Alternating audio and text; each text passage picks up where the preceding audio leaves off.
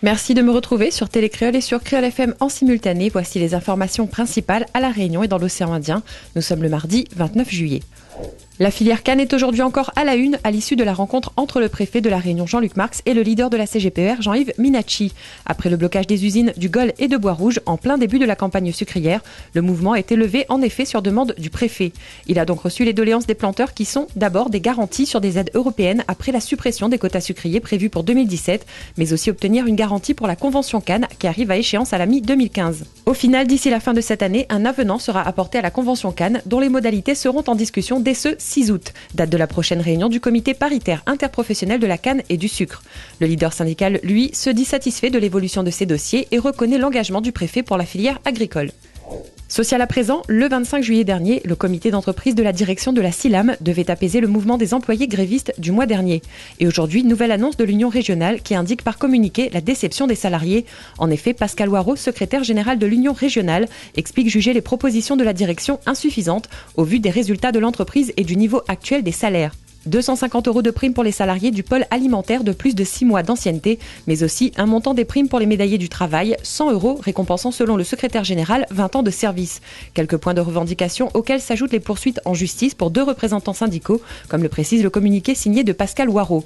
Il rappelle au passage les montants de 300 000 € partagés entre les 7 dirigeants et les dividendes de 2,5 millions d'euros versés aux actionnaires. Un climat social loin d'être serein et qui laisse présager d'autres luttes, comme on peut le lire en conclusion de ce communiqué. On reste dans le volet social et on évoque à présent un sujet plus que d'actualité. Si certains sont en vacances, d'autres sont déjà en plein préparatif de rentrée, et notamment ceux qui partent étudier à l'extérieur de l'île. Le logement, mais aussi les formalités sont plusieurs détails à régler avant le jour du départ, mais l'aventure commence surtout avec le billet d'avion. Ainsi, la compagnie aérienne Corsair lance une offre à destination des étudiants réunionnais. Le billet aller est à 494 € combiné à un aller-retour pour un accompagnant d'un montant inférieur à 900 €. Seule contrainte, l'accompagnant doit rester 2 mois minimum dans l'Hexagone et la réservation doit se faire avant le 31 juillet. Des aménagements sont prévus pour les étudiants qui pourront aussi bénéficier de 2 fois 23 kg pour leur bagage. Un coup de pouce pour les 17-30 ans qui doivent poursuivre leur cursus universitaire en métropole. Retenez bien qu'il ne reste plus que 2 jours pour cette opération. Économie maintenant, et après que l'État ait laissé à la région Réunion la gestion du FEDER, une vingtaine d'assistants techniques a été embauchée.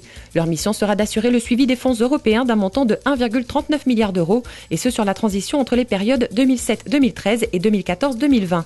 Le POCT, que gère aussi la région, dispose lui de 65 millions d'euros de fonds. Pour rappel, afin de rationaliser et simplifier la mise en œuvre des programmes, précise le président de la région, le dispositif du guichet unique a été lancé. On écoute Didier Robert à ce sujet.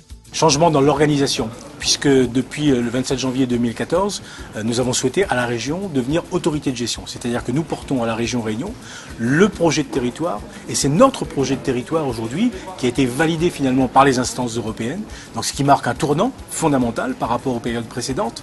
Et sur la base de ce projet de territoire, donc la région assumera, en ce qui concerne donc le fonds FEDER, donc les grands chantiers, assumera pleinement son rôle d'autorité de gestion.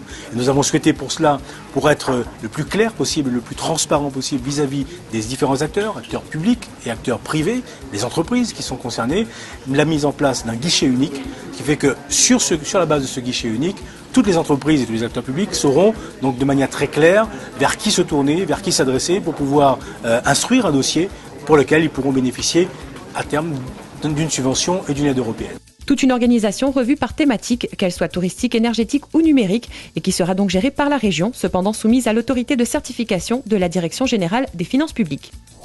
On referme le volet économie pour évoquer à présent cette information liée à la sécurité en mer. À l'étang salé, la ligne de bain, sectionnée mercredi dernier, a pu être remplacée hier. Le coût de l'opération de réparation entre le dispositif temporaire et l'installation d'une ligne neuve a coûté 1 000 € à la Civis, qui a d'ailleurs déjà porté plainte pour cet acte de malveillance. Revenons à présent sur cet événement organisé par Entreprendre au féminin de l'océan Indien. Nous vous avions déjà parlé en effet de cette semaine d'échange dédiée à l'île Rodrigue, une semaine où les femmes chefs d'entreprise ont pu rencontrer leurs homologues réunionnaises ainsi que les dirigeants des chambres consulaires de la Réunion. Le concours de cuisine The Défi a quant à lui clôturé les rencontres. Un reportage de Jacques Marin. Écoutez, bilan rapide, en tout cas très heureuse, déjà rien que de savoir qu'on a eu un jury formidable et d'avoir surtout le président et le vice-président des disciples d'Escoffier. Voilà, ça, pour moi ça parle, ils sont là tous les deux, ça ne s'est jamais vu, en tout cas c'est ce que me disait le président. Alors c'est très différent, alors il y a des plats qui sont restés très traditionnels, d'autres beaucoup plus originaux, beaucoup plus travaillés. Certains sont très complexes, d'autres moins. Après, la complexité ne veut pas dire que c'est forcément le meilleur.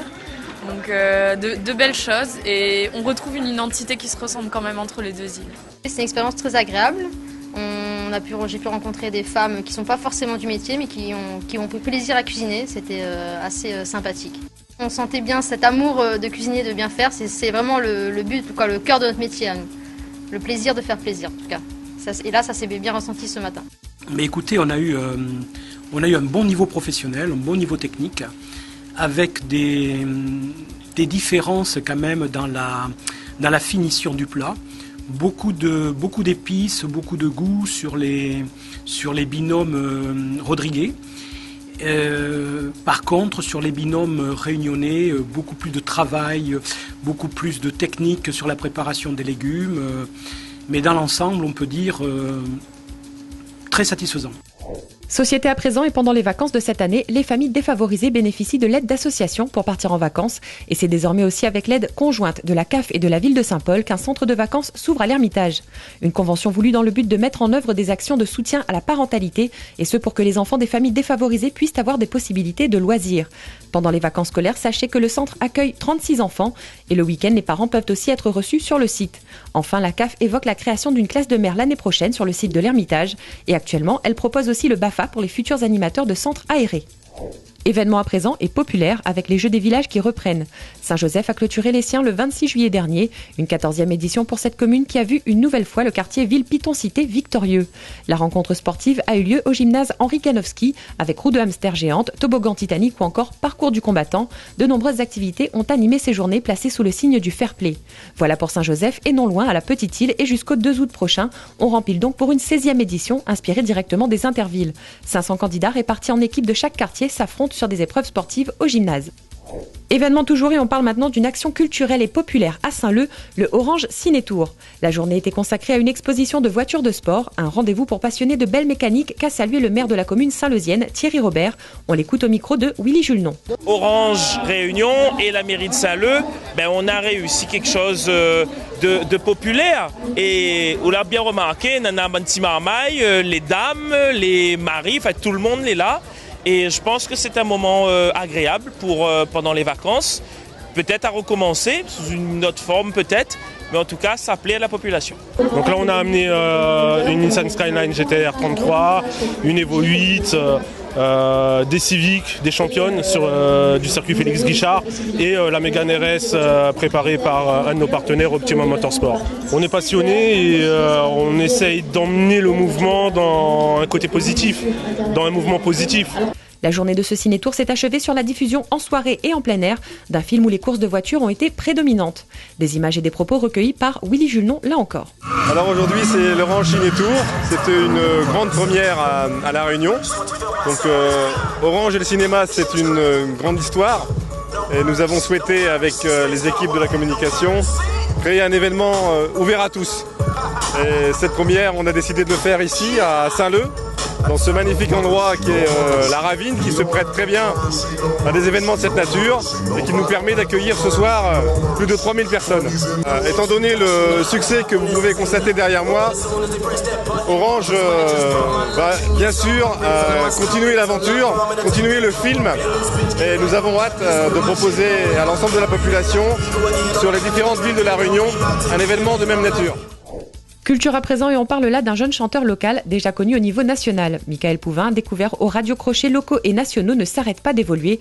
Après de nombreuses et belles rencontres musicales, un premier titre très remarqué, C'est comme ça, et la sortie récente de son premier album intitulé Karma, aujourd'hui, l'Ange au chapeau veut poursuivre son rêve et part à l'aventure en métropole.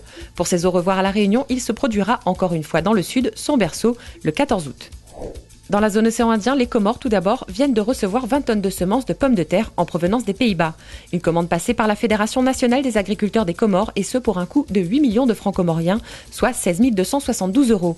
Le but étant de pallier à la difficulté d'approvisionnement en pommes de terre et à prix abordable pour les habitants des Comores. Le secrétaire général du syndicat agricole demande à l'État des Comores d'appuyer les organisations professionnelles pour augmenter le revenu de ces paysans, mais aussi pour lutter contre l'insuffisance alimentaire et la pauvreté aux Comores. Aux Seychelles à présent, l'ambassadeur de la Chine a pu rencontrer le ministre du Tourisme séchellois. Un déjeuner de travail organisé par l'Académie du tourisme des Seychelles et en présence de plusieurs officiels. Au programme des discussions, l'ouverture d'un restaurant chinois au cœur de Victoria, entre autres choses, mais surtout le lien fort entre la Chine et les Seychelles, accentué par les arrivées touristiques. En effet, la croissance a été évaluée à plus de 117% pour le seul premier trimestre de cette année. Plus concrètement, en janvier 2014, 2086 touristes chinois ont été enregistrés, soit 65% de plus qu'en 2013.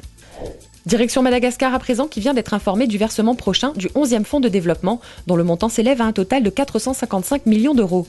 Une première partie de 97 millions d'euros sera destinée principalement aux aides budgétaires, et ce dans le but d'appuyer la reconstruction des institutions de l'État malgache, mais aussi renforcer les capacités de l'administration.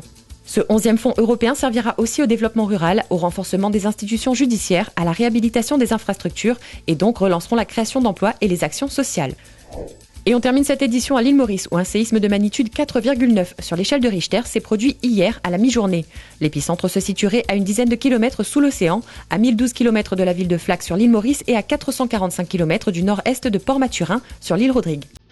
Voilà qui clôture cette édition consacrée aux informations à La Réunion et dans l'océan Indien. Merci à vous de l'avoir suivi sur Télécréole et sur Créole FM.